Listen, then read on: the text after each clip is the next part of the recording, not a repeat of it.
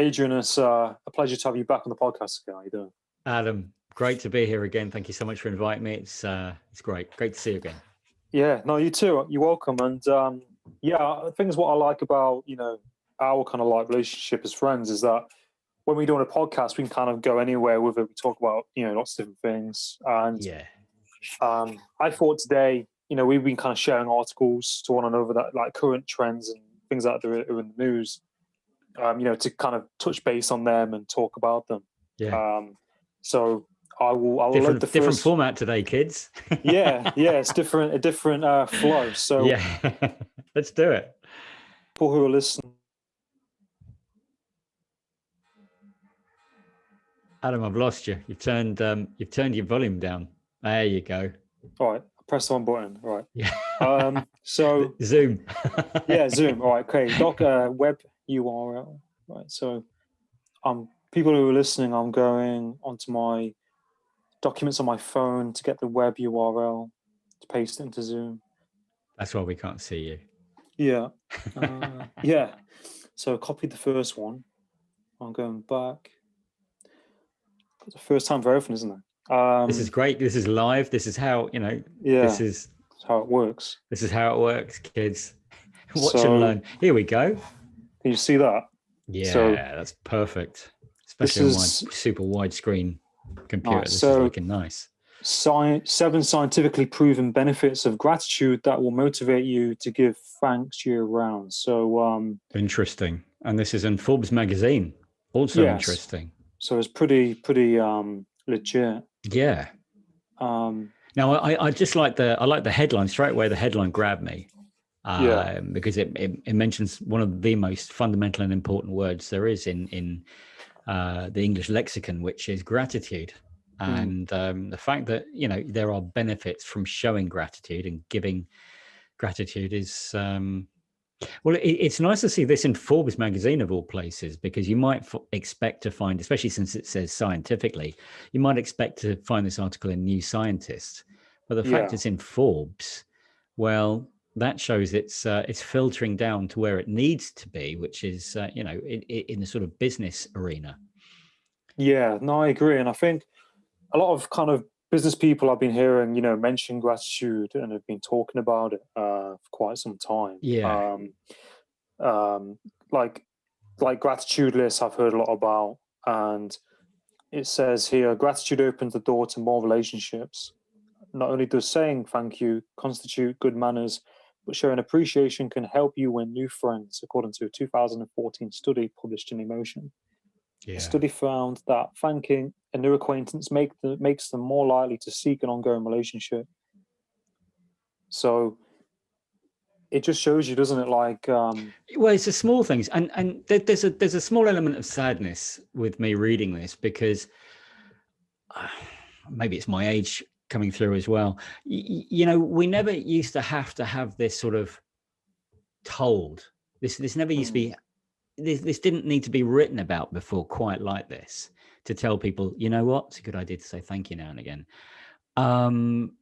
It used to be part of everyday life. It was how you were brought up. It was how you were educated, both at school, but I think more prevalently at home in the family circle. You were taught manners, and a big part of that was saying thank you to people.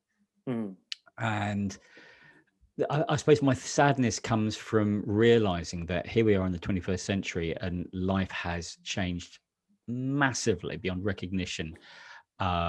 Within 2 decades, that people don't live in the same family nucleuses anymore, so they're not learning the same way some of us older people learned to do what appears to us to be basic common sense things.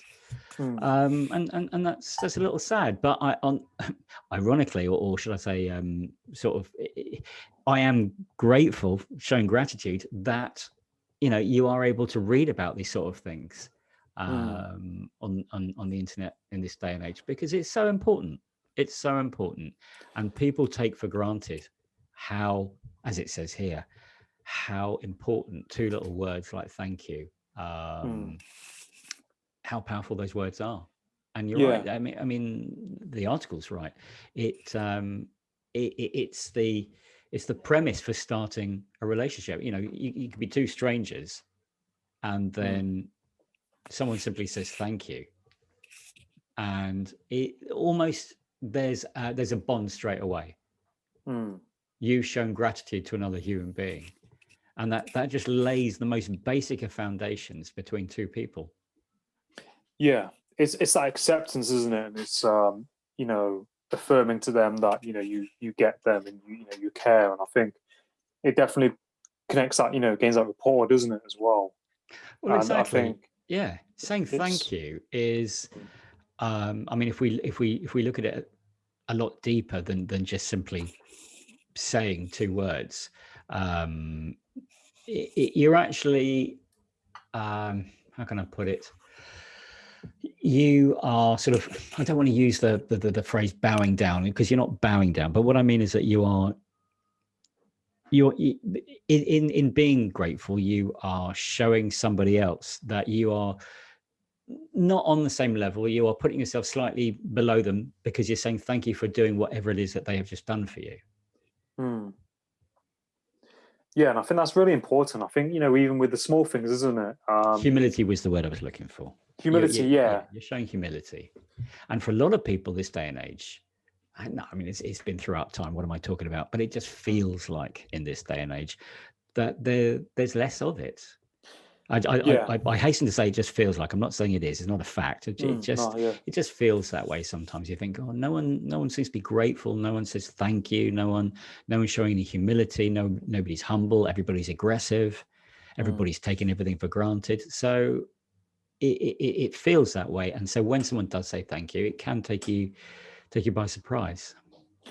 Yeah, no, I agree. And I think, like, I was talking to someone recently, and they was having, you know, work problems.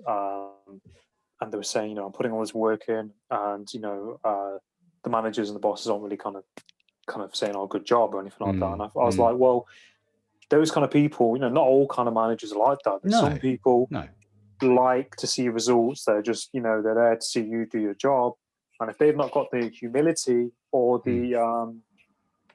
that empathy or that interest in you as a person and what you're doing, then they're not going to be kind of asking those questions or talking to you in that way. It's cultivating. It's cultivating not only the relationship between the manager and the employee, to use your example. It's also encouraging when you're telling somebody, especially an employee, if you're a manager or a line manager or whatever, and you say thank you, you're encouraging. You're saying, like I said before, even if you're a person with a higher promotion or a higher level, you're still showing humility in saying that I'm grateful for what you've done for me or done for the company, or however you want to look at it. And here's the important thing: you're acknowledging what they've done. Yeah. You are acknowledging that you understand that they have worked particularly hard, shall we say, or have done something particularly well, and that you have noticed it. Because especially from an employee perspective, when a manager says, you know, thank you, you know, I saw what you did today, and you know, it really made a lot of difference. And to show to know that someone has shown interest in you or your work, it really means a lot, because we all go through life thinking no one really cares. We're living in an apathetic society. We're just working for a faceless business, faceless company, faceless institution, whatever you want to call it. And I'm just going to do my 8 hours or my 10 hours or my 12 hours and go home, and no one cares. So when that does happen, when someone says, especially a manager, says, thank you, you know, good work. It really, it's just 2 words, like I said at the beginning, and it can change everything. You know, it's so important. Yeah. Well, I guess why it's in Forbes magazine. Yeah, I mean, I agree, and I think it's really important, because I've worked in jobs, and it's like I've worked with managers who haven't said thank you, and when you're with a manager or a boss who says thank you, it really kind of boosts you, and you want to, you know, keep on working there. It can be the make or break. sometimes between leaving and staying in a place. And it's a bit like a carrot before a horse. I mean, that sounds really sort of Machiavellian, is it? But it's not meant to be that way. It's not, I'm working for the thank you, but it does encourage you to carry on working at that level, at that pace, or you know, it encourages you to work like that again, because you think somebody actually cared enough about my work. Yeah, no, that's definitely a good point. I mean, like you, I've worked. I remember. I'm not going to obviously say who I worked for, but I worked for one particular industry, and it wasn't me actually. It was a colleague of mine who said to the manager, sort of off the cuff, "A thank you would be nice." And I remember like the whole office just like looking, going, "Uh-oh, what's going to happen here?" And run for cover. The managers just turned around and said, "You're just doing your job. You know, you haven't. This is what you're paid to do. So why should you be thanked? You knew what you signed up to do. You're doing what you're told to do. So thank you doesn't even come into it." And you know, I really thought, wow, what a way to alienate people. What a way to look, you know, have that perspective on life, business relationships, encouragement. It doesn't I mean, I think I've just read it there, further down a couple of paragraphs. Don't worry about it now, but we'll come to it in a minute. But it doesn't cost anything. So why not say it? Yeah, it literally doesn't cost anything. It's absolutely free to say it. It's pretty. And yet people don't feel the need to say it more often. I understand that you don't want to just flippantly use it and not mean it, which I think is good, which is why we probably don't hear it enough. I hope that people are very careful with it and they only use it when they really, really mean it. I just wish there was more reason to hear it. I wish people said, wow, you know, I see people around me working really hard and I say thank you every day. I mean, I hope that people remember to be thankful every day for food on the table, you know, for a roof over their head, for a pillow, for a duvet on their bed. So we should remember to say thank you. No, it's definitely important, isn't it? I think, like you said, that guy said, you know, you're here to do a job and don't need to say thank you. But I think as a person, you know, I think it's important just to say thank you, you know, regardless, because, you know, it's that empathy and that humility, isn't it, that kind of comes through, and, you know, and you're going to get a more efficient workforce by saying good job and thank you. So, you know, why not? You're definitely going to get a more encouraged workforce. Yeah. And it says here, number 2, gratitude improves physical health. Grateful people experience fewer aches and pains, and they report feeling healthier than other people, according to a 2012 study published in Personality and Individual Differences. Not surprisingly, grateful people are also more likely to take care of their health. They exercise more often and more likely to attend regular checkups with their doctors, which is likely to contribute to further longevity. I think that is very, very true. We could maybe even expand it, because I don't think it's solely in the remit of gratitude that all of that in section number 2 talks about. It's basically being happy, and what generates happiness. Gratitude supports the feeling of happiness. It's probably one of the most easiest way to instill happiness in another person. If you're looking to do that, is to you know, say thank you meaningfully, with a smile, and you know, change somebody's outlook for the whole day. But it's trying to make somebody happy. And that in turn, happiness, as we all know, plays a huge, if not essential part in physical health. In fact, even number 3, psychological health. All of this, anything that's positive, surprise, surprise, is going to have a positive knock-on effect. No, I agree. And it's like it says, gratitude improves psychological health. It reduces a multitude of toxic emotions ranging from envy, resentment, frustration, regret. Robert A. Emmons, PhD, a leading gratitude researcher, has conducted multiple studies on the link between gratitude and well-being. His research confirms that gratitude effectively increases happiness and reduces depression. So I suppose, you're looking at the things that you have got as opposed to things that you haven't got. So you're not going to have that kind of stress in your system, I suppose, from that. Yeah. Which I think is really important for all of us. As I just said, if you can remember to think of the positives. There are so many negatives. I mean, they're just so far too easy for us to reach out and complain about them. Whether it's the weather, your manager, the work you do generally. We could go on and on. Your neighbours, people on the road. Yeah. The government. Yeah, there's a massive list. Well, it's a never-ending list of things to complain about, things to feel negative about, and things to feel ultimately depressed about. So how do we combat that? Because thinking about those things is just going to wear on us. It's going to wear us down. It's going to get us into depression very easily. So the by far the easiest thing to do is think of the positives and be grateful for those positives. I think especially now with things happening in the world, like gratitude is pretty key as well. Yeah. It says gratitude enhances empathy and reduces aggression. Grateful people sleep better. Writing in a gratitude journal improves sleep, according to a 2011 study published in Applied Psychology. Health and well-being. Spend just 15 minutes jotting down a few grateful sentiments before bed, and you may sleep better and longer. I wonder if there's something. I'm sure I read it.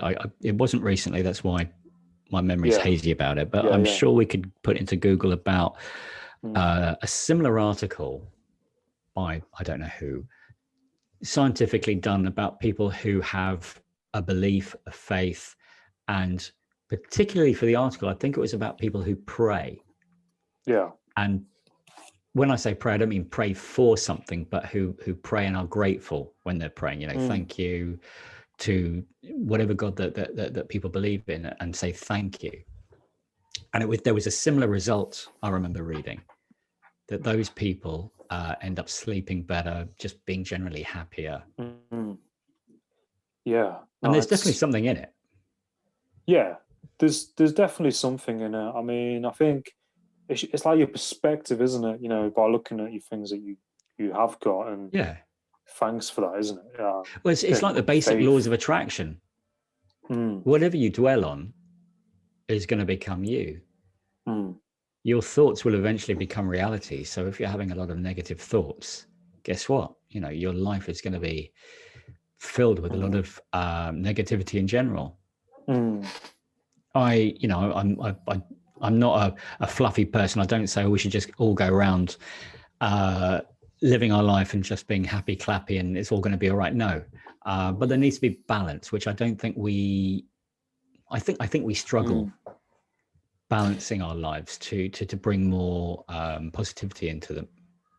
Yeah, no, I think that's true, and I think there's so much happening, and people, their focus is all over the place, and they, it's overwhelming, isn't it? I mean, the news, the social media, and it's like, how the hell do you cope? In everything that's happening, you have to kind of find a way to cope, don't you? I think that word you used, Adam, is spot on. Overwhelm. And I think there's a lot of burnout because people are overwhelmed. And the trouble is they can't see it coming. They just know that they're feeling depressed and they're not quite sure why. They know they're feeling burned out, lethargic, tired, exhausted, and they don't know why. And I think what, the list you just gave there is pretty much part and parcel of the reasons. There's just too much going on. There's too much choice, which sounds a terrible thing to say, because why can't we have all the choice? Well, we can, but can our brains actually deal with it? Look at social media. Look how many platforms there are to be a part of, to be involved with. It's just almost, it's laughable. It's ridiculous. You think, well, I have to get up and I've got to post on Facebook, Instagram, Twitter, LinkedIn, do some Zooms TikTok, and the TikTok, or before I've had my breakfast. And it's a bit much. Yeah, I try and stick to I like Instagram and I like LinkedIn. Yeah. And I never really use Snapchat anymore. I think I have friends who use it or I talk to. That's about it. But I mean, I'll probably do LinkedIn and Instagram. And with my Instagram, I can just press the share to. Yeah. And I literally just copy that link to Twitter. I don't engage and look at Twitter because it takes too much. It can take a lot of time. But there is a lot of choice. And I think, like it goes back to caveman times. We're not really designed, are we, to... No. We're living in this world where, you can adapt and do it, but we're not specifically designed to. No. And I think just quickly on that, yeah, we can adapt. We were talking before you press record, we were talking about, self-discipline and making our bodies wake up at ridiculous hours, which we can do. But there's always a cost. There's always a cost to everything we do. And like you just said, so we can do all those things. We can be on Instagram and Facebook and Snapchat and LinkedIn and everything else and Twitter. But what's the cost? And that comes back to the cost that people are starting to feel overwhelmed. It's like, yeah, you can do it, but you're going to find yourself tired, irritable, short span attention wise. Is that a consequence that you want? And I think that people really have to make some tough decisions in terms of what's important to them. Is it important being, ahead of the pack, knowing everything that's going on every second of the day, having to cultivate fans potentially? Yeah, if it works for you and you're fine with it at the moment, then I think that's great. But I think people have to be careful. As I said, I think it just sneaks up on people without them realizing, until someone says, you know what, you're getting really snappy lately. You're getting, and you're also looking tired and you're getting irritable, and and you have to think about, well, what is it that I'm doing that is perhaps causing me to be like this? Yeah, and it comes back to exactly what we're talking about being grateful. And we have to really be quite disciplined with ourselves and quite serious about, well, how important is this in my life? If I'm not on all these platforms at least 8 hours a day, how negative will that be to my life? Or will it actually do me some good to put them on the back shelf for a little while and go and get some me time, some quiet time, some alone time perhaps, and think about all the things that I'm grateful for? Yeah. No, it's a really good point. I think people should, look into it and think about it, because it's kind of like I've cut down my. I mean, I used to be. I only talk about things that I've had personal experiences of. Yeah. And I was like that. I was on LinkedIn almost 24 hours. If I could have done 24, I would have done 24 hours. Yeah. I was literally waking up with LinkedIn and going to bed with LinkedIn, and that became my life for a considerable chunk of my time, of my life. And I had to go cold turkey. I had to just completely disassociate myself from it, because I was becoming addicted to it. And something you just said earlier, when you write something, when you do you write a post or an article, and then you get lots of feedback, and then you have to engage with the feedback. And there's more time. That not only is that time that is preciously gone from you, because you want to choose the right words, and you've got to choose to interact correctly with people. And secondly, if a response to something you've done on LinkedIn or social media in general isn't what you wanted, isn't what you expected, then that's going to have an effect on you. And we've seen this, and it's been scientifically seen that people react terribly. They feel very sort of personally violated when people write things on social media about them or to them, and that then has knock-on effects. And I think that is really, really, I think really it's dangerous. We read things and we take things very personally. I mean, look at all the bullying that's ever taken place. You read about it in schools, causing children to take their own lives because of something that's been said online. Yeah. It really hurts when you read something that someone else, because in our minds, when we read something that people have actually put, I was going to say put pen to paper. We're not living in that era anymore, but put their fingers on a keyboard and written back to you. It means they've read something that you've written, part of your hard work perhaps, and they've taken some time negatively to criticize it. And that makes people feel terrible. And then that has a knock-on effect where you feel depressed, you feel deflated, and this isn't healthy. Then you don't sleep because you're thinking about it. You're thinking about why they said those things, and then you're thinking about whether those things are true. Then you're thinking about ways that you can seek revenge, and you're looking for a plot to look at their articles and posts and pull them apart.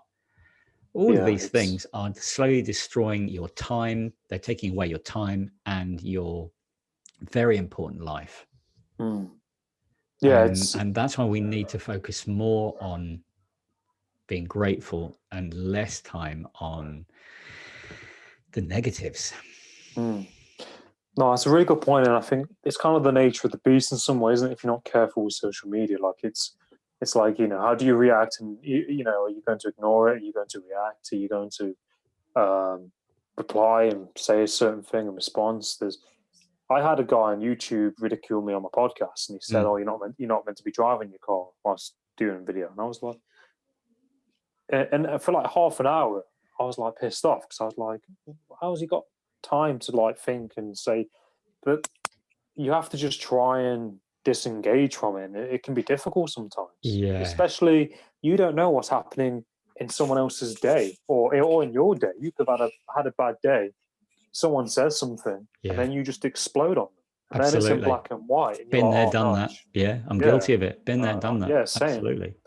So it's just that balance, isn't it? It's that balance, really. Yeah, and again, that's why I use the phrase self-discipline. We have to know ourselves. I think that's one of the first things that we all need to do as human beings, is to try and find out who we are as people, what our triggers are.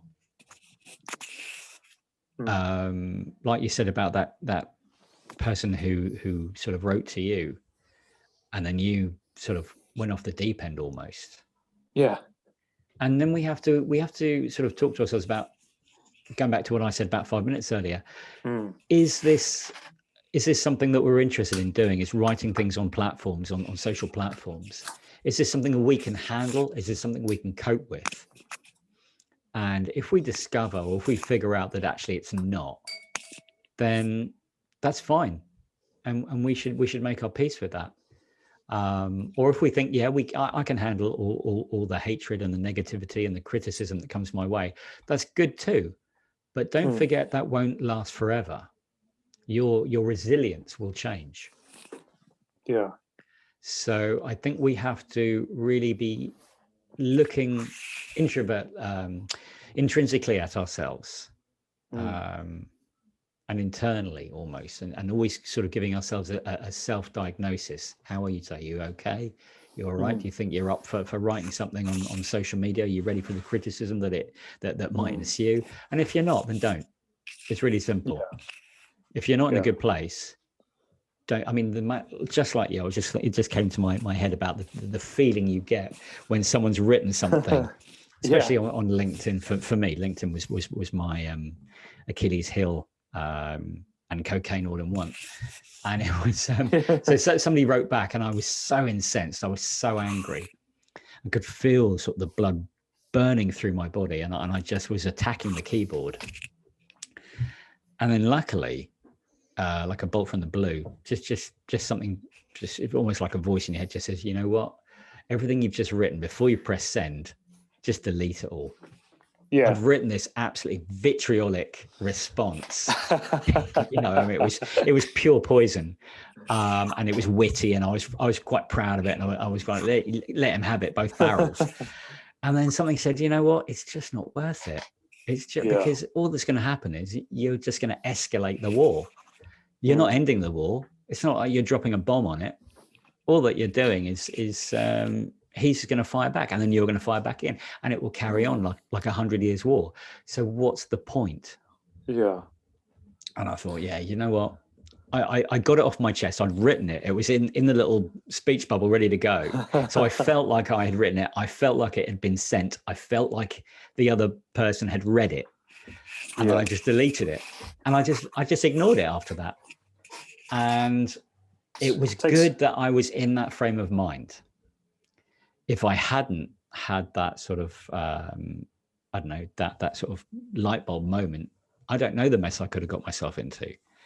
So this is why we need to really know ourselves, know our triggers, know what does trigger us, and also decide, as I said, whether it's the right thing for us to be involved with. I've decided less and less. I mean, at the beginning of my time with LinkedIn and social media in general, loved it. And I thought it was great. It's like being on stage, because you're literally putting yourself out there, and there are potentially hundreds of thousands of people watching, listening to you. But you don't know, any one of them could be just throwing rotten tomatoes at you because they just don't like you for whatever reason. And if you're not able to handle that, if you're not able, like a comedian, able to handle hecklers, get off the stage. Yeah. Just get off the stage. Don't complain about it. Don't go, oh, you know, there's people in the audience there who are horrible to me. Wow, guess what? That's life. Welcome to the world. If you don't like it, get off the stage. Yeah. And I enjoyed it for a while. I enjoyed heckling the hecklers. And I still do, but I just don't do it anymore. I don't do it anymore. Yeah. Or I do it much less. Do it when you want to. Yeah, I ignore it now. But I go on stage, if you like, less and less and less. And I just, because you got to think, well, what's the point? What is the reason I'm on stage for? Is there a perfectly good reason, or am I simply spouting off just because I like the sound of my own voice? Am I simply telling the world my opinion? Does the world need to know my opinion about this thing? You know, like if you've ever read any particular newspaper, I'm going to say the Daily Mail, but other newspapers are available. Where, you know, people used to say, I only read the Daily Mail to read the comments. And I used to be one of those people, because you get the funniest comments after the actual news article, and then you read all the comments afterwards. Oh, and the thing online. Yeah, online. Sorry, the Daily Mail online. As I said, other newspapers are available, but that was the one to read the comments. And you used to see sometimes people would actually write in the responses, I'm only here to read the comments, because some of the comments were so comedic, vitriolic, sarcastic. You know, you saw everything there. The comment section was just, it was a zoo. And you then ask yourself, well, who are these people that are just writing these opinions based on the article? Who cares what your opinion is? We all have opinions. Does the world need to know every single person's opinion about this article or about this particular subject?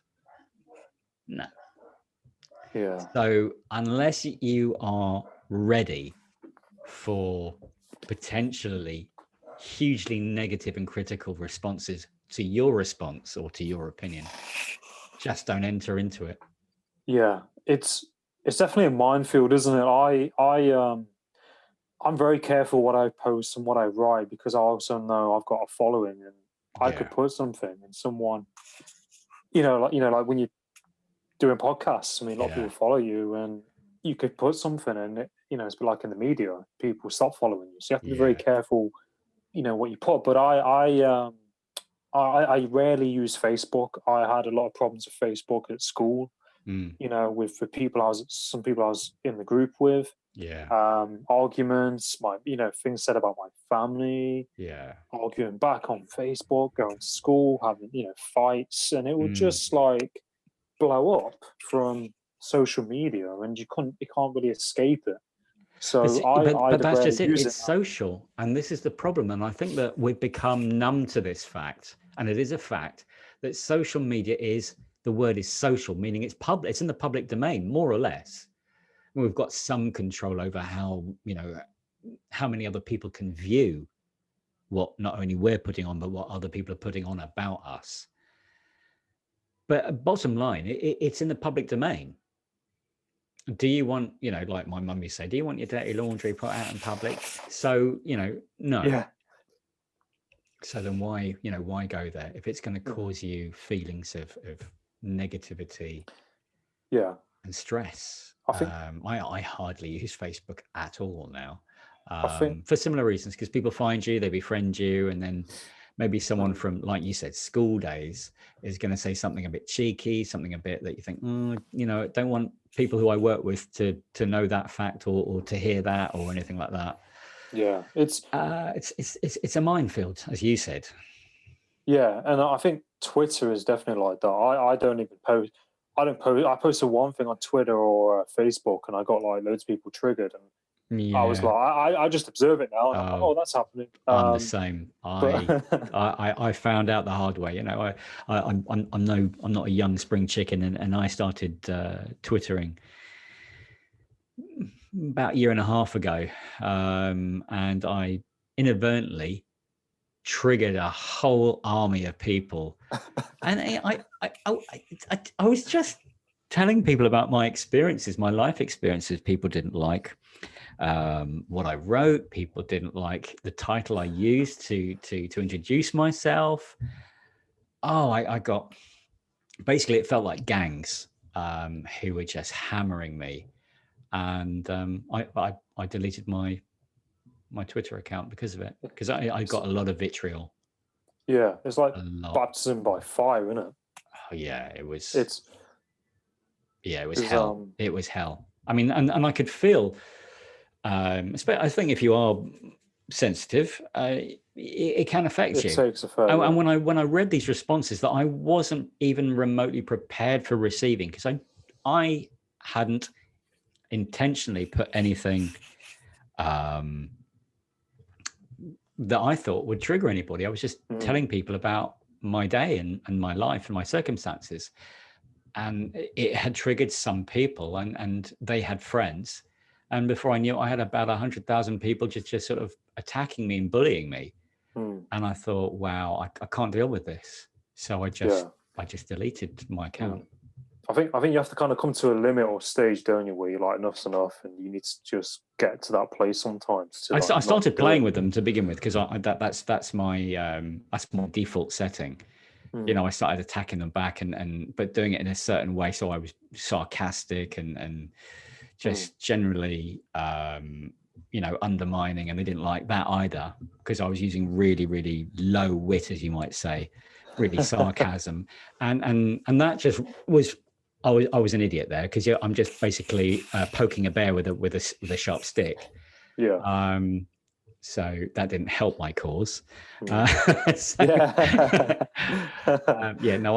learned to just leave it alone. Now, like you, I'm on Twitter again, different handle, different name, but I'm just an observer. More balance. And I simply support other people who say the sort of things that I like. Yeah. No, it's all relevant experience and lessons in it that you can kind of take forward. And as well, like I've got this other article here, and it's very, very different to anything that I've ever talked about or brought up. So this is a new thing. I find it really interesting. But this is website not available. What happened there? I see it, about the mysterious monolith. Yes. Can you see it on Zoom? I can see that you've got the web page not available. Okay, 1 second. Okay, well, we can just talk about it, and if you can just look at it. Just do a quick Google search while you're on sharing your screen. Oh, I can do it here. And because I think that there's been quite a few of them. There's one in the US. There's another one in the US now. I think, was it in California or San Francisco, somewhere like that? I think I've typed that wrong. Just type mysterious monolith into Google and see what comes up. Can you search? Can I search Google? Yeah, go back. Yeah, just share your Google page, your home page or whatever, your landing page. Okay, 1 second. Show me. I'm wondering if I can do it. If okay, so I'm just going to find an image of it and screenshot it or something. Yeah. So if people are listening, I'm just going to find this image.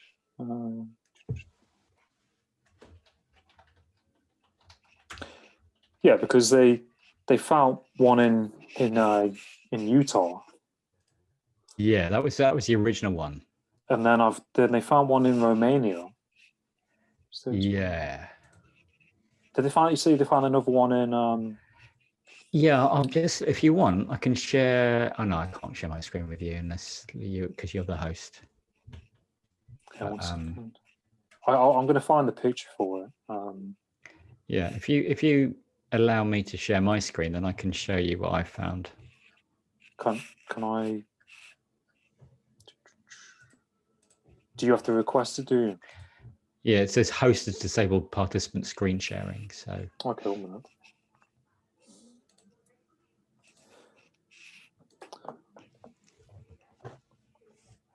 Security. Meeting settings.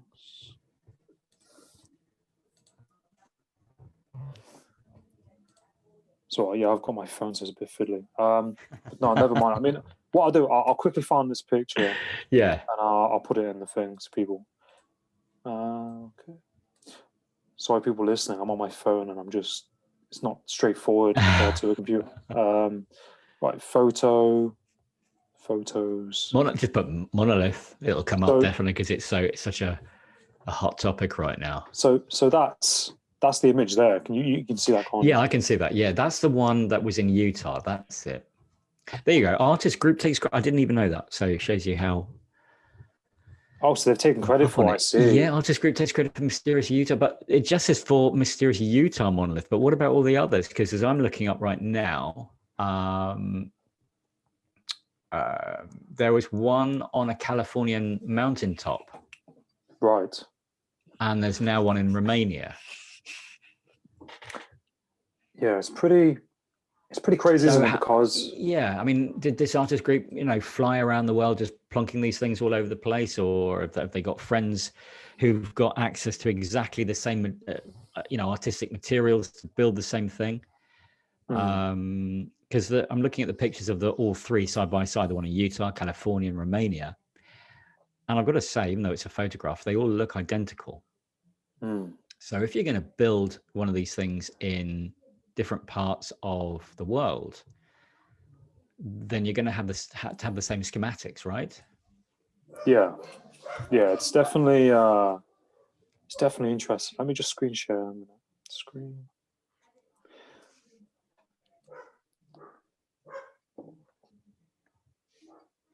So mysterious. There it is. I just saw Utah or something. And I'll just delete that. Yeah. Mysterious mom.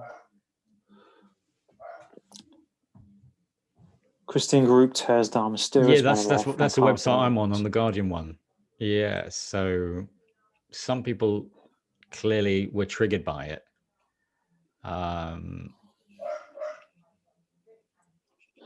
Yeah, it's definitely strange. Group of men, young person, videos. I understand why they were triggered by putting myself, imagining how some people feel that we're living in some very unusual times, to say the very least. And they're concerned that we're getting, those people who feel very strongly about Christian values feel that we are potentially being sidetracked. Yeah. I don't feel that was the case here. I mean, it was simply an artwork installation. There wasn't any religion. There was no religious aspect to it. I thought it was aliens to begin with. I was like, I kind of want part of me wanted I hoped it was, because that would be, wouldn't that be something? Yeah. But yeah, I mean, when I don't know what this thing is made of, but if it was that easy that we could tear it down, then clearly, yeah, it's probably It's It is probably it's literally, being debunked. yeah. I think it. I would probably agree that it was a group of artists just trying to, get some publicity and get people talking and to, instill something interesting for people to talk about other than coronavirus, the economy. It's great. I'm all for it. Yeah, I like seeing like different articles on different things. I think that we've shared a few things, with I won't go too much into politics, but No, yeah. you shared one where it said only high profile people and business people can fly. Oh yeah. We should do a whole talk on that on another one. Yeah. Yeah, but that's insane. And there's one, I think, is it you sent me? I think, yeah, you sent me this one where it's sorry, my dogs are barking. I thought it was my dog actually. She's actually been very quiet. Yeah. Oh no, it's not working. But it was the one was where is it meat is now the meat is being grown. Absolutely. I mean, we could talk about these topics all night, and I think we should do separate topics on all of them because I think there's a lot of ground to cover in terms of how people feel about what's happening in the news right now. Yeah. I mean, one article I read just before I came on with you was about riots in Paris. All right. Which I haven't actually seen on a lot of mainstream news, but I go to, like you, I scan the web for a lot of different news sites, and I didn't know if you were aware that they're rioting in Paris right now because of a law that was about to be introduced, and I believe it's just been rewritten, reworded, potentially erased. The law was that you weren't going to be allowed to photograph or video a police officer. And as you can imagine, we're barely, we're barely 2020. We've been talking about police brutality, about George Floyd and things like that. And so I thought that really only months after that, this was probably extremely, extremely bad timing on the part of the President Macron of France to have decided or thought it'd be a good idea to bring this law in. So that sparked riots. Good luck doing that in the States. Well, yeah, I don't think. I may say a few things about the States, but one thing I don't think that they're that would never. Yeah, they wouldn't do anything like that. That would be. Yeah, it's crazy, isn't it? Ludicrous. It's the thing is, it kind of comes to that point of like power, isn't it? Like police have a certain amount of power over people. Well, no, it comes down. I was going to say it comes down to the flip of that word. It comes down to freedom. Yeah. I'm a firm believer that we have to have the freedom to observe, to witness, to bear witness, to record things in the public domain. Yeah. Out on the streets. I mean, we are told by our own law here in the UK that we need to accept the fact that we are being recorded. I think it stands for a reason. I think there's a fact that we are the most surveilled, but we were the most surveilled city on London, certainly, on the planet. And we have to accept the fact that we are under surveillance. So we shouldn't be shocked or angered or feel the need to seek legal advice for being on camera. Therefore, it stands to reason we can also video someone else in that same public arena in the streets because everyone knows they're on camera anyway. So what does one extra camera on the back of a phone, what does that do? Yeah. If someone then turns around and says, I'm going to make it law that no citizen can take a photograph or a video recording of a member of the public civil service doing their duty, then that's going to cause some questions, some anger issues. Oh, absolutely, because people say, well, hang on, you can film me, but I can't film you. How is that fair? Yeah, no, it's definitely interesting. And I think that, like when I went to London to do my course in coaching, there's cameras everywhere on the tube.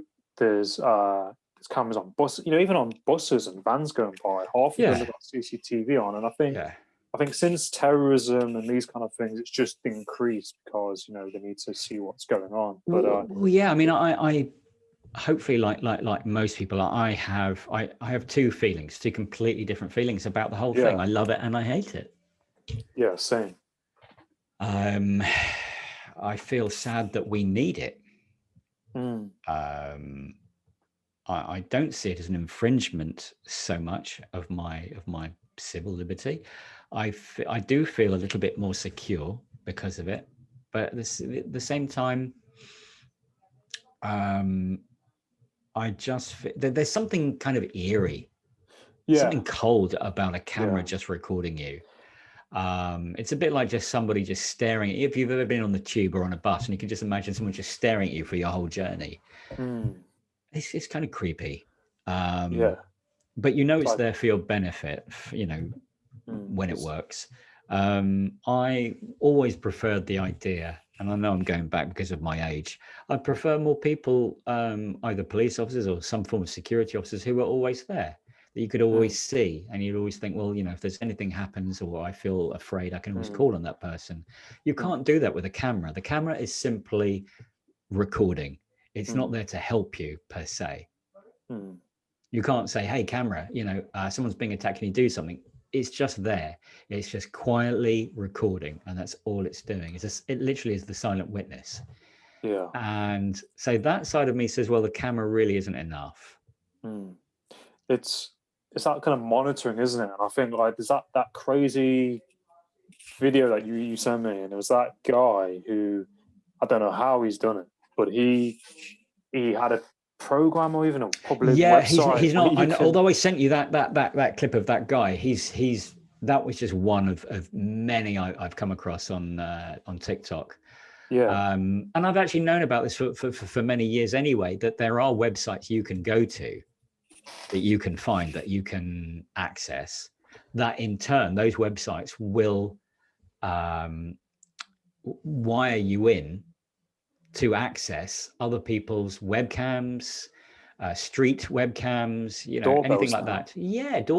The Ring doorbells, because the security of those things is so weak, if any.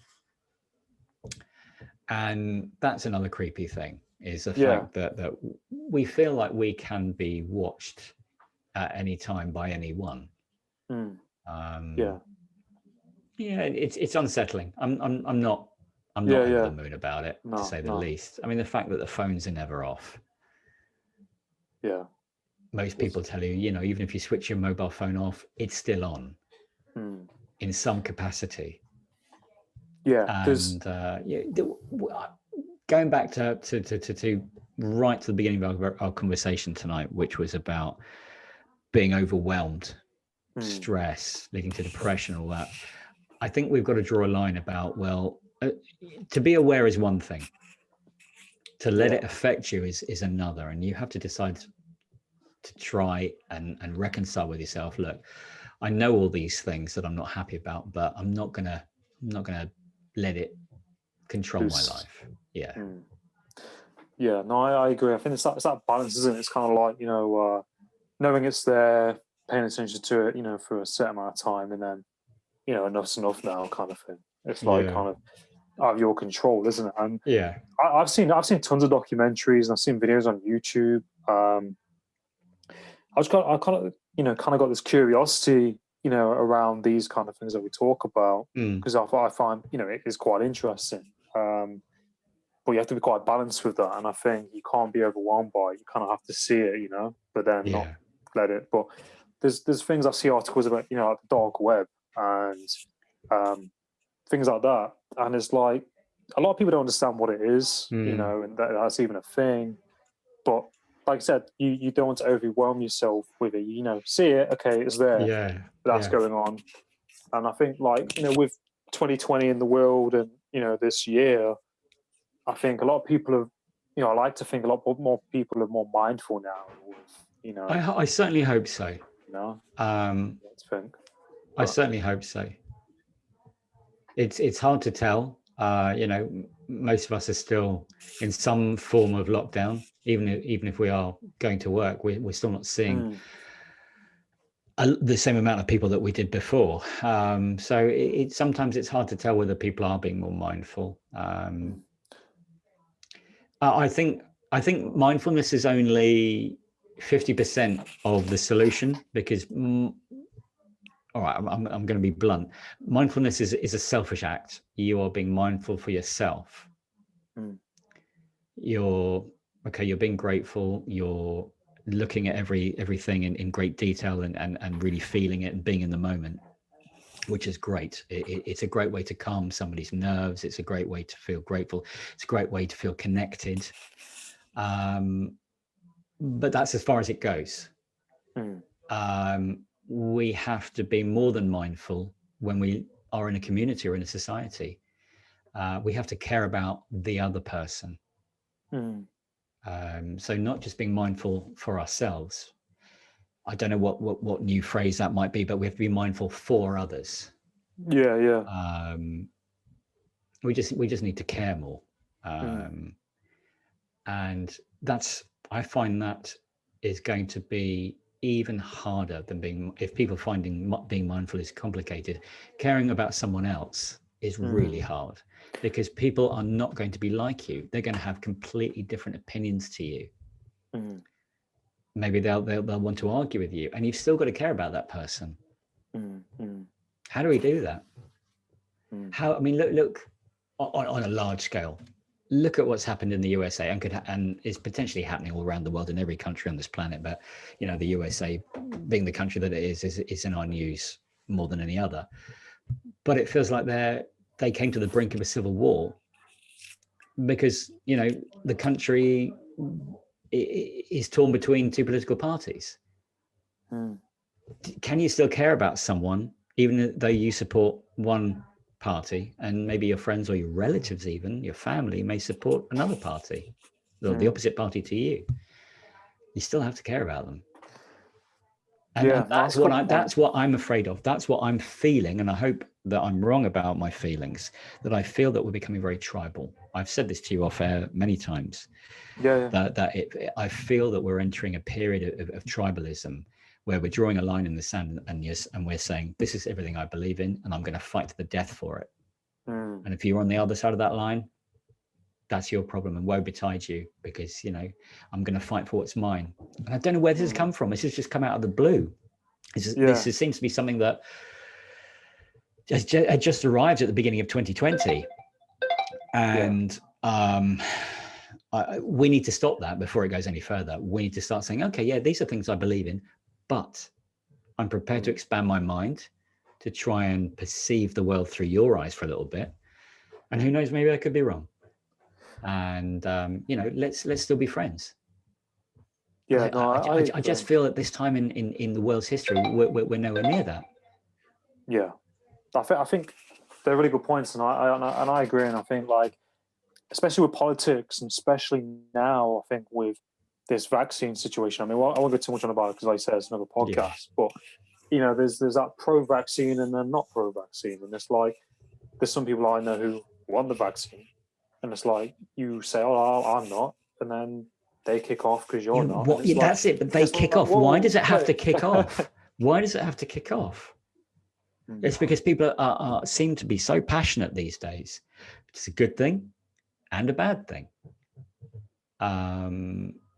But we need to control that passion. Passion that's just a loose cannon is dangerous to everybody.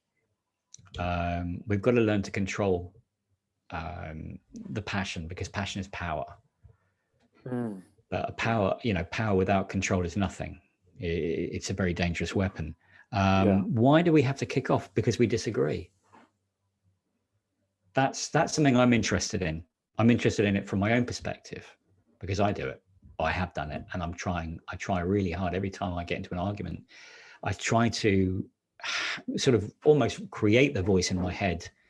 It's like Pinocchio with Jiminy Cricket. I almost create this Jiminy Cricket saying, why are you behaving like this? Why can't you open your mind? Why can't you lower your voice and just talk normally and not get angry and not see the red mist? And this is something I'm interested in, why we all can't collectively do this. Look at when after the vote for Brexit happened. I mean, almost overnight, families were just at each other's throats, you know, especially if you had 3 generations living under one roof. And then, you know, I remember hearing, I know it was a few years ago now, but I remember hearing people sort of saying, you know, I can't wait for the older generation to die off. You know, everything's their fault and stuff like that. And I'm thinking, wow, you know, what country do I live in? I would never have heard people in England talking like this. You know, why are we being so acidic to one another? Where's this hatred come from? And has this hatred come from something else? Has it come from, going again back to the beginning of our conversation, has it come to our lifestyles, the work we do, the hours we do, and the fact we feel compelled to be on social media so much? I don't know. I don't have the answers, just question after question. But whatever it is, we again, going right back to the beginning, we need to take our foot off the anger pedal, and we need to be more grateful for the things that we have. And that, as the Forbes article said, it will help calm us down. If we realize, well, you know, how important really is this? Should I not just think, well, I'm alive. For the most part, I have my health, as bad as it may be, but I'm still alive. I'm still breathing, and you know, I'm able to function. And these are the small things that we should all be grateful for. Instead, we take them for granted. We take far too much for granted, I think. Far too much for granted. No, I agree with you, and I think it's a really good point. And I think it all kind of comes back to that kind of gratitude, doesn't it? Because that kind of cuts through everything else, and it kind of grounds you, and it makes you realize and think, is this worth it? You know, look at what I've got and what I haven't, and everything else happening kind of out of your control, isn't it, as well? It's definitely something that's helped me this year. You know, just those little tiny, taking a few moments just to be grateful, you know? There's a lot I could complain about. Trust me, I could go on all night. I could write you a list right now of everything that I'm unhappy with in my life, that I'm angry with in my life, that I hate in my life. I could moan with the best of them. I could feel sorry for myself with the best of them. But we have to flip that. Not because it's because, you know, you're too weak, you don't want to change anything. You know, having all that anger will bring about change. No, it might not. And one thing it definitely will, as that Forbes article sort of alluded to, it will probably end up shortening your life. All that anger, all that rage, all that you know, negativity. It's not good for us. I was talking to someone the other day, and they was regretful over something. Won't mention it, who it is, but I was talking to them, and I was saying, that's in the past, and it's been and gone, and if that would have happened, then this could have happened, and then you won't have what you have now, kind of thing. But I think regardless of sometimes someone saying, oh, look at it from this way, that's kind of come from that person, doesn't it? You know, it's a very personal thing. I don't think there's anything wrong per se with looking back and saying, well, because of how somebody interacted with me, for example, that caused the problem that I have now. It's what you do with that information. Yeah, exactly. We could all do that. I'm not alone in that. I could say, well, you know, certain things have happened in my life because of this person or this event, and I could, and I have been in the past, bitter about it. I prefer to. I still have that information. But I don't want to dwell on it. Yeah, exactly. That's it, isn't it? It's like, you know, you've got that, but you know, from dwelling on it. It's a bit like the old adage about forgive and forget. And some people say, well, I can forgive, but I can't forget. And that's fine. No one's asking you to suddenly have a lobotomy and pretend it never happened. You know, we're saying, yeah, you know that happened, or you know that person did something to you. You've got that information. That information is a fact. That fact will never change. But it's what you do with that information. It's what you do with that fact. Are you going to act on it? And if you're going to act upon it with rage and anger and bitterness, then it's a human thing to do. I've done it. But you know, there's another saying that being angry at someone is like drinking poison and expecting them to die. The only person it's going to hurt really is yourself. So have that information, know that, well, you know, my situation, if it's true, is there a direct result of this person's actions or whatever. But don't spend the rest of your days on this planet just charting out a revenge path, you know. That's going back to social media. Me not sleeping a wink all night thinking how I'm going to get this person back on LinkedIn. You know, it's great. I've just lost 8 hours sleep. I'm going to be terrible at work the next morning. I'm probably going to make a mistake and then get fired, all because of this one thing. When I could have just accepted it. That doesn't mean I'm settling. I still think that person's an idiot. You can think that, but you just say, okay, I've got that information, and now I'm just moving on. Yeah, I mean, we're only human, aren't we? And we do react, and we can't, you know, like it's okay, like it's okay to not be okay, and you know, we can't be like robots, and no, you know what I mean, we're not okay all the time, and that's life, isn't it? And it's kind of like addressing where you're at. Okay, is that, so you know, it's like, is that serving my purpose? You know, it's like that seesaw, isn't it? You know, it's like up and down, and that's I would never want to be preachy about anything because I haven't figured it out. All I know is from my experience, these are the things I talk about, and it doesn't mean that I have excelled in them in any way, or that I perfected them in any way, because I haven't. I'm still going through my journey. I'm still making a lot of mistakes. But realizing it is the first step. And so I woke up a few years ago, if you like, and realized that a lot of the problems in my own life were because of this person. So I just thought, you know, whereas before it's so easy, as you said, it's human. I mean, I still do it. You blame somebody else, you blame something else, you blame the government, you blame the economy, you blame Brexit, you blame whatever. But we have to find place for us somewhere in all that matrix of the equation of that's making us unhappy, that we have some responsibility in that. So you make a list of all the things that are annoying me. You know, it's the economy, it's people wearing masks, it's people not wearing masks, it's people not indicating when they're going round a roundabout. It's people walking in the road and you know not paying any attention. Okay, that's 5 things, and the 6th thing should be it's also me.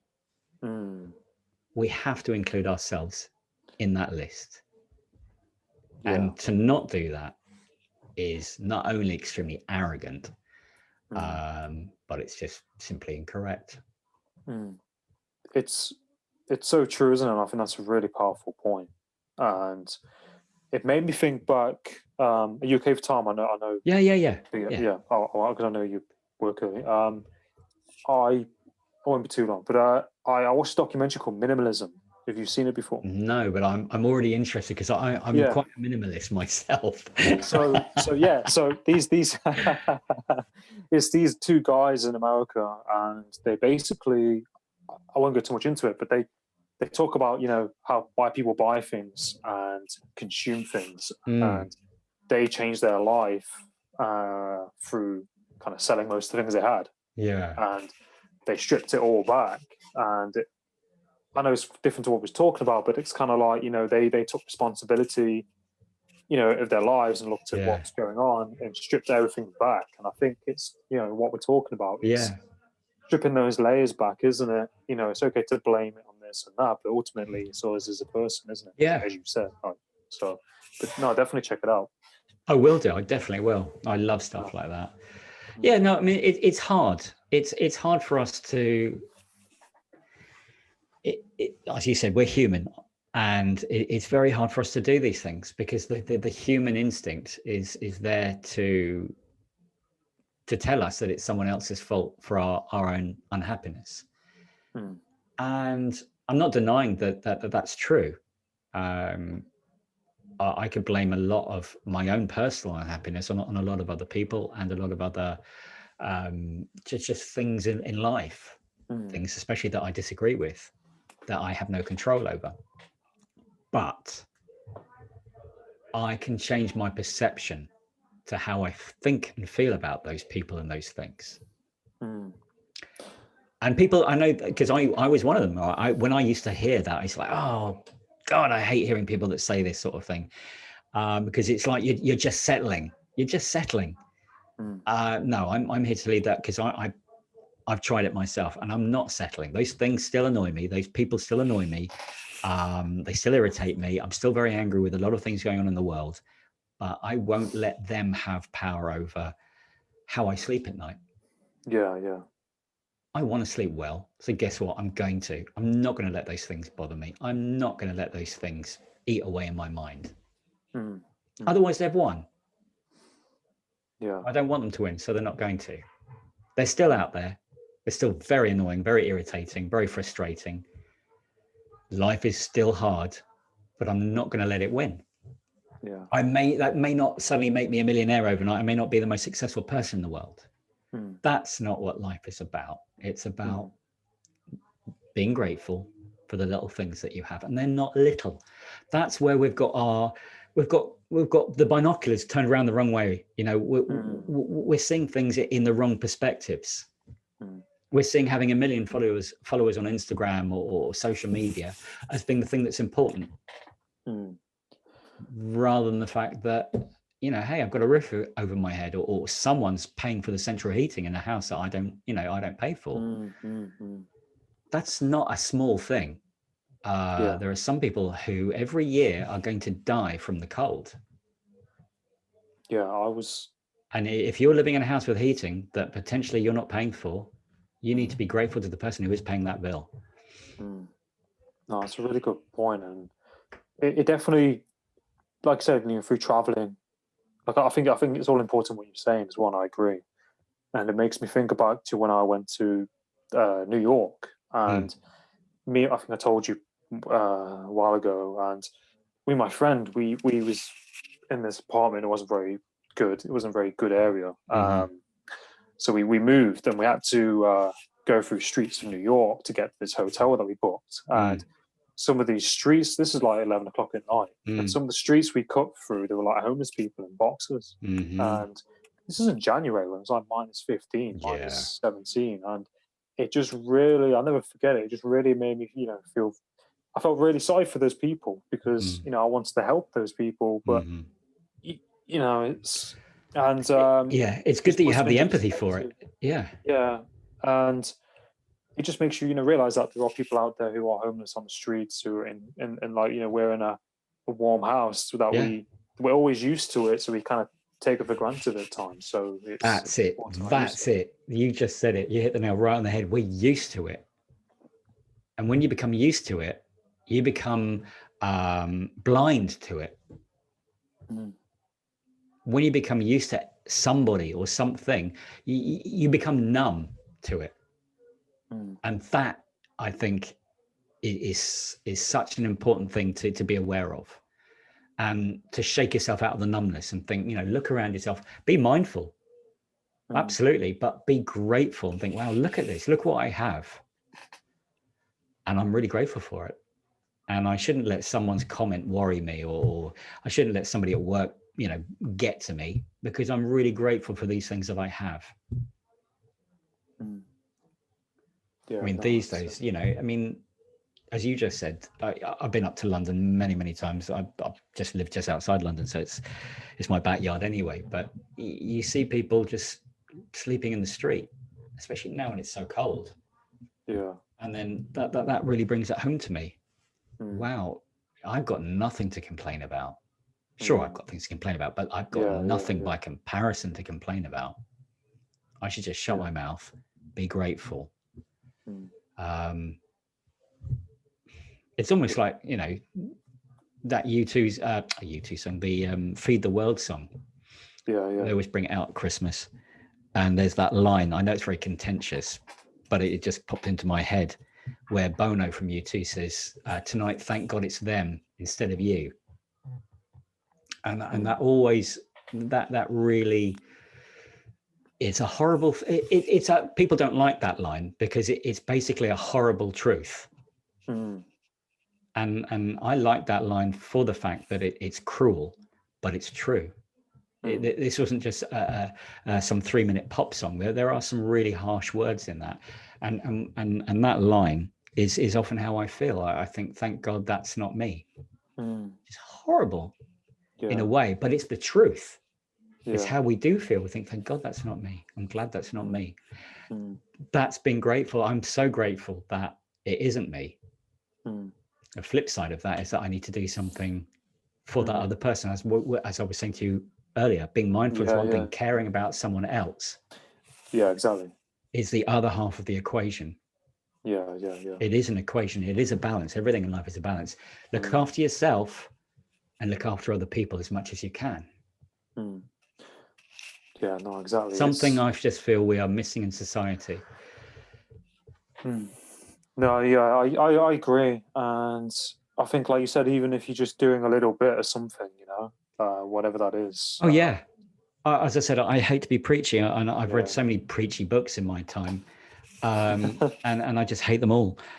Take away a little bit from all of them, fine, but just do what you can. I like, you know, listen to yourself. Don't just listen to like, oh, this guy in this book told me to do this. The little voice inside your head should be telling you what's right and what's wrong, and you know you should be feeling it. I think that's something very important to do. Like you said, when you were in New York and you just felt so sad for all those people in the street, that's that little voice inside your head. That's your conscience. That's your sympathy. That's your empathy starting to wake up and sort of say, wow. Because there are other people who don't believe it. I mean, I know you believe it. It's just a phrase, believe it or not, who just walk past those people and they don't see them. They're numb to it. As we were saying, you become blind to it. You see it every day. No, it's we have to sort of keep pinching ourselves to stay awake, to stop being numb. No, I think, you know, they're all important topics on it that people, I think, kind of probably overlook or don't think about until they see it, or if they're in that situation themselves and they know from that place. I'm trying to think.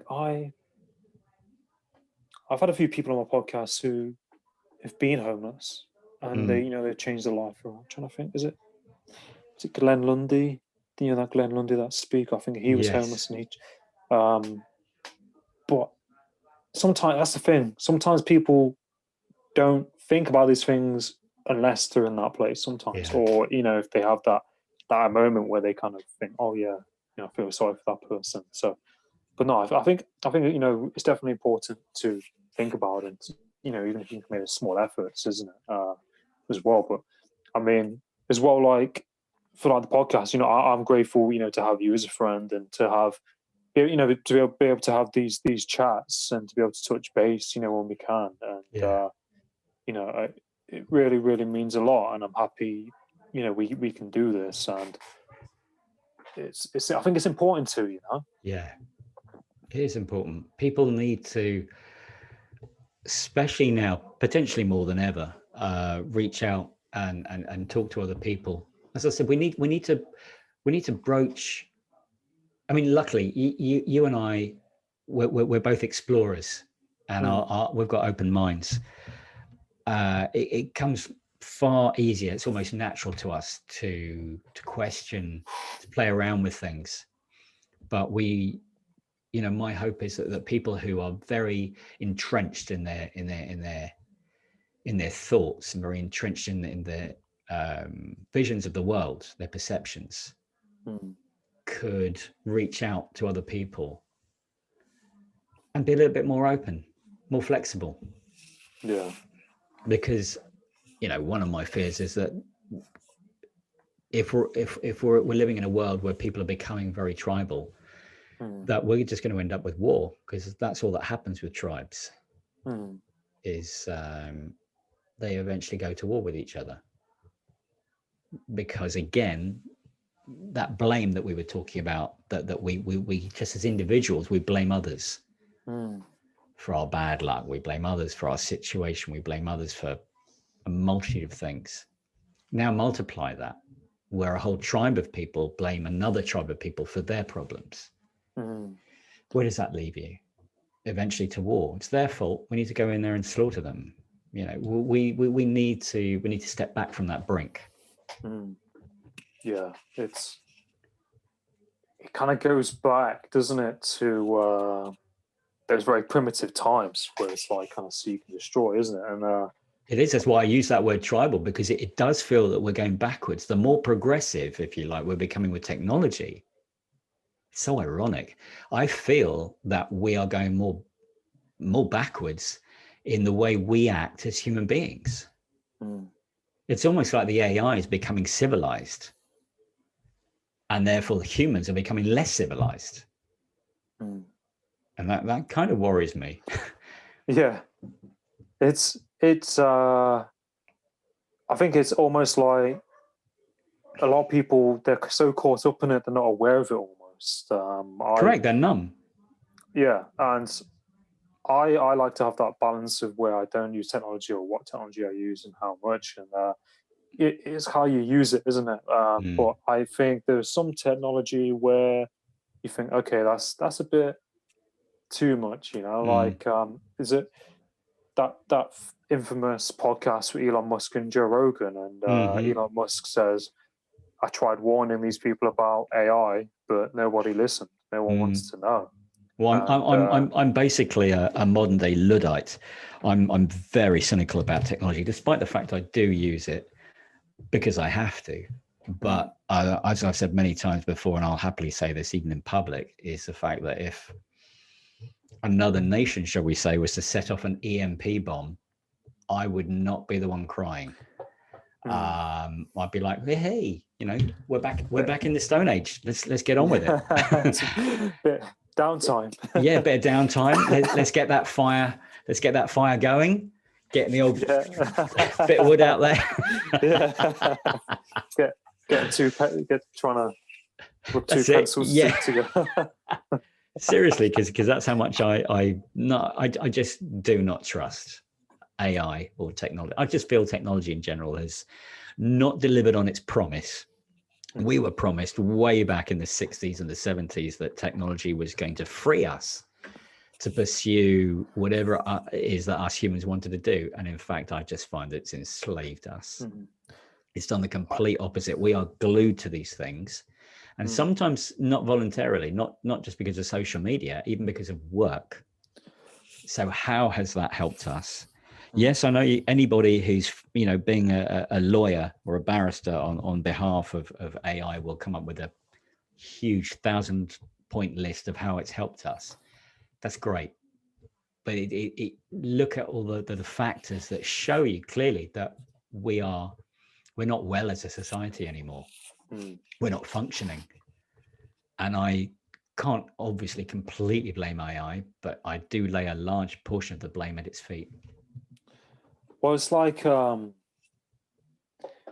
think when AI starts making people's jobs obsolete, I think then that's when you have a problem.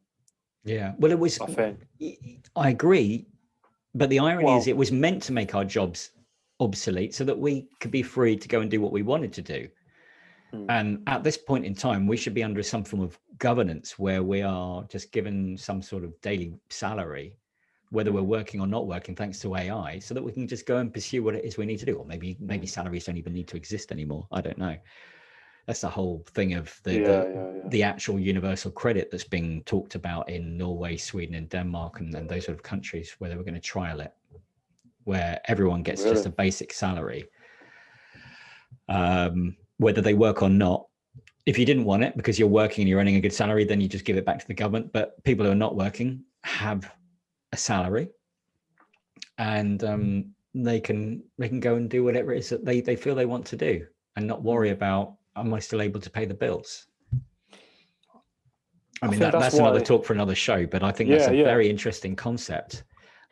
Given the times we're living in, I wouldn't normally say this is a great idea for any functioning society, but the fact that our jobs are and will continue to be eroded by AI means what are we going to do as human beings? And I'll open the gates to all the conspiracy theories, because there are a lot that you could then dig up here. But it's a worrying situation. It's an interesting time, isn't it? But it's worrying that's as an well. understatement. It's definitely worrying, and I think you have to kind of like try and you're trying to find your place, and is that job going to be okay in 5 years time or whatever, because of AI and things like this. Well,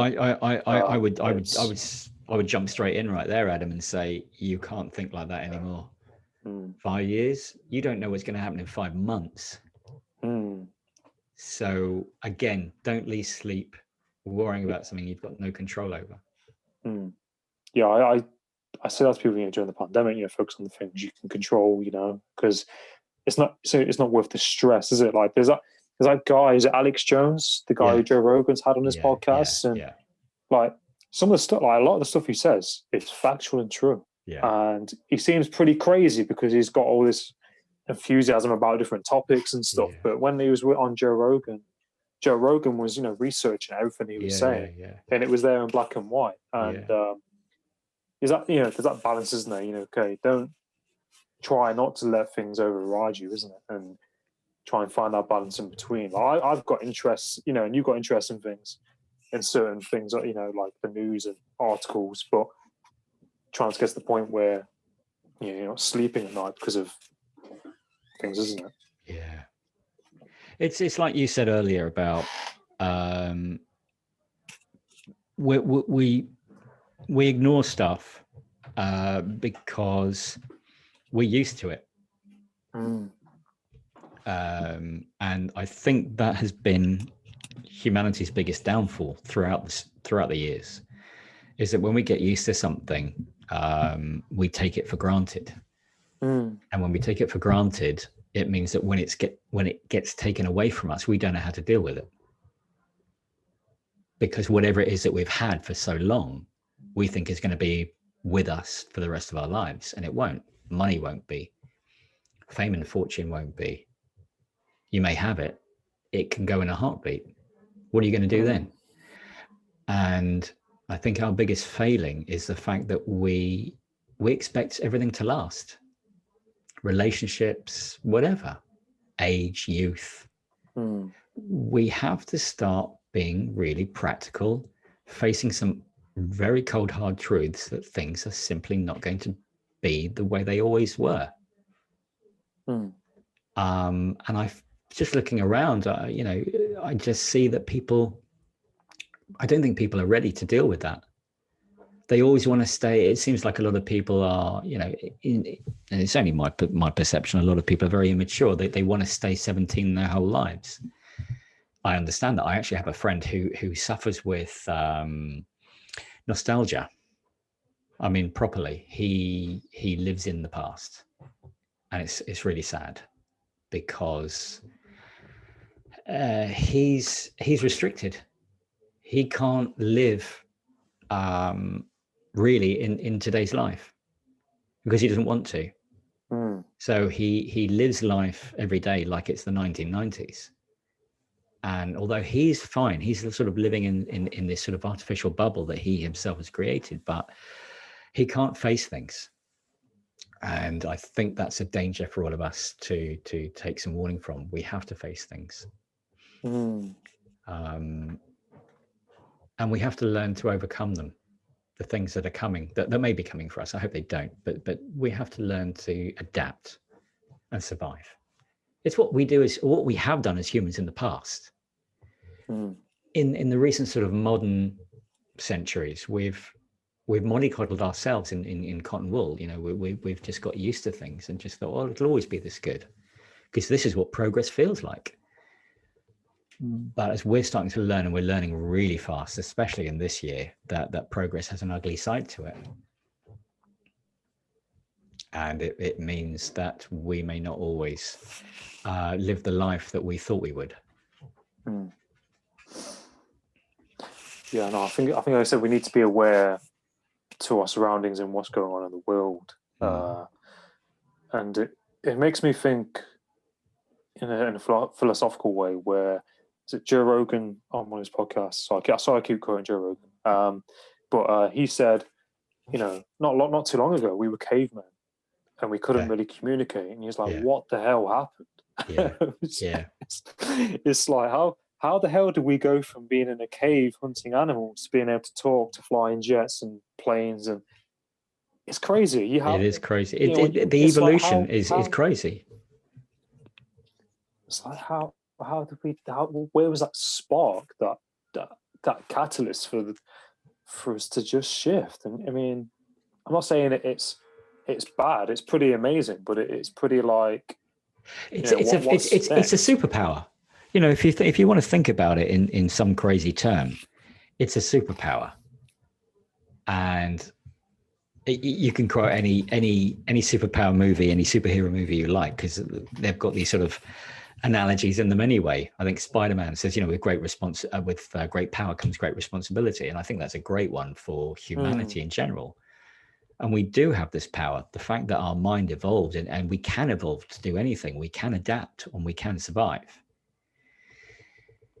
But my God, where are we right now today? What are we adapting to? What are we surviving to? We're still just shopping on Amazon and getting our food sent to us by truck and watching hours upon hours of Netflix. Wow, we've really evolved really well, haven't we?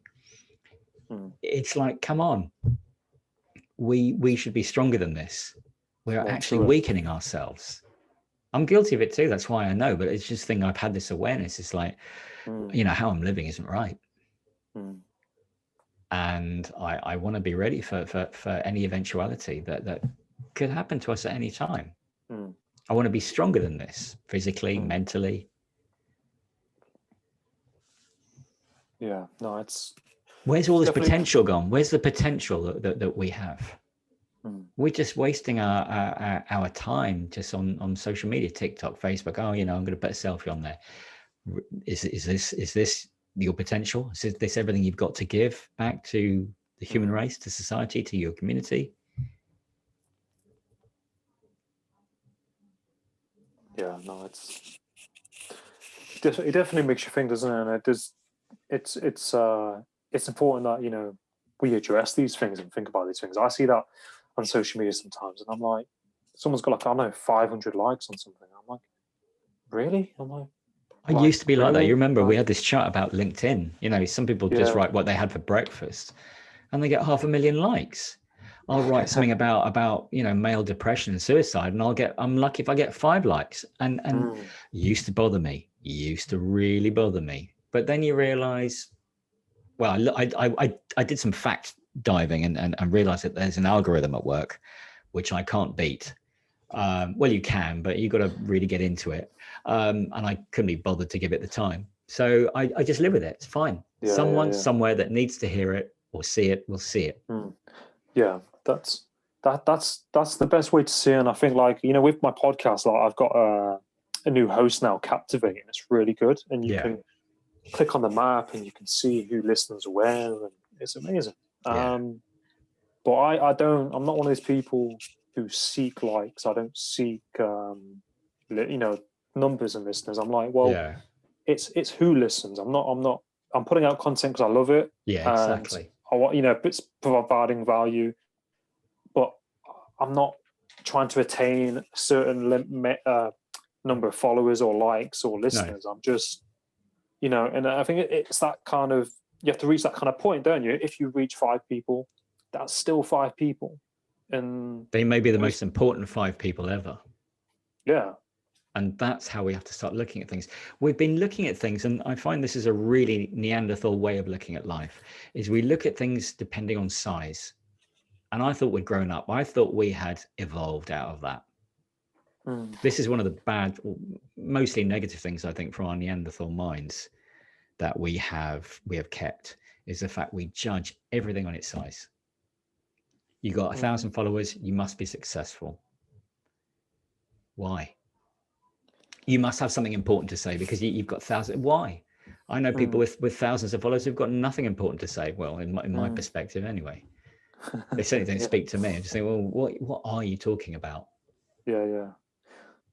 That's it. I mean, I appreciate people who, you know, they put in work and they provide value, and that's, you know, like I hit like I think recently 1,050 something followers on Instagram, but I've not. Do you know what I mean? I'm still the same person. I still look at things. I'm not one of these people who are like, oh, I've got 1,000 followers in boost my ego. No, I'm not one of those kind of people. But I think some people are like that. Some people are like that, but it's not the way, I don't think, as you said. And I show gratitude, and I'm grateful, and I'll put posts and I'll say I'm grateful for, you know, XYZ amount of people, and you've got to come to that place, because if you've got all those followers and you're not grateful and you're not saying thank you, then you're probably going to lose that. I mean, people are like, oh, and it's that yin and yang, isn't it? It's that definitely yin and yang, and what you give out, you get back. But yeah, I mean, no, it's important. But I think as well, like, yeah, no, I just want to say, like, you know, to kind of round up, like, I'm grateful, you know, that we can have these chats, Adrian. Absolutely. I don't want to keep you, because I know you. I was up at 3:30 this morning, so if we forgive the huge suitcases under my eyes. Yeah. And by the way, that wasn't voluntary, being up at 3:30 either. No, yeah. But no, I'm really grateful for your time. I'm really grateful to be able to have these chats. I'm grateful for our relationship. I'm grateful to you too, Adam. I mean, you know, you've invited me over and over and over again, and it's a joy for me to be. I promise you, it's just great to be on your show. It's a mixture of you know, by talking to, it's therapeutic there. I'll just say it bluntly. It's a bit like therapy. It's very cathartic. Yeah.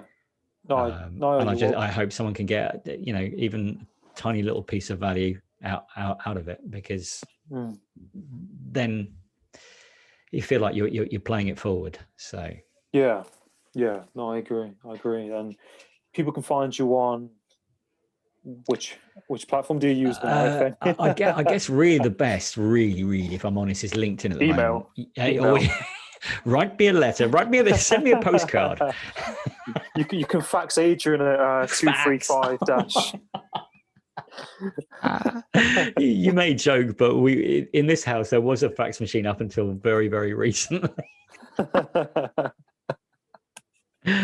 Good old days. But yeah, no, LinkedIn is a good place to get hold of me at the moment. Awesome. So yeah, no, awesome. But I'll put in your details again in the description, and I wish you, you know, I hope you have a nice Christmas, and you know, I wish you all the best. I'll speak to you before then, but definitely. Touch base.